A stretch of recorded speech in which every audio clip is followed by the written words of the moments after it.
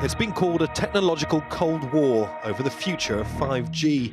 The US has been piling pressure on the UK and other allies not to use Chinese communications company Huawei over alleged spying risks. On Monday, US officials issued the British government with a dossier of dangers. The debate risks dividing the so-called Five Eyes, an intelligence alliance between the US, UK, Canada, Australia and New Zealand. Washington's warned it would reassess sharing information with the UK's intelligence services if Britain gives Huawei the go-ahead. The government will give a final decision later in January. Prime Minister Boris Johnson said Huawei's critics need to suggest other options.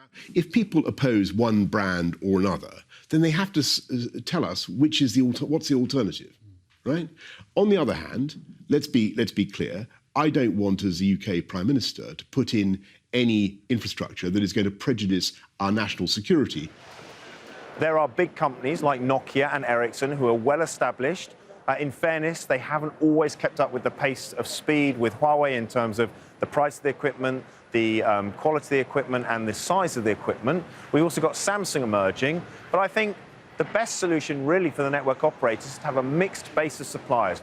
5G isn't just about faster data on our mobile phones. It's about immersive education. It's about self-driving cars. It's about smarter cities. The list goes on. If you believe the hype, we'll all eventually simply need 5G.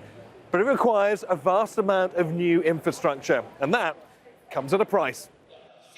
Huawei claims its equipment is cheaper than its competitors and uses less energy, giving it a potential edge in the developing world. Huawei signed 5G contracts in more than 30 countries, from Russia to Iceland, Switzerland to South Africa. The UK's proposed some restrictions on Huawei technology. Germany and France say they'll increase cybersecurity measures. Several countries are still on the fence about possible bans, but given the potential cost to consumers, the technological tussle may be one on price rather than politics. Neave, Al Jazeera, London.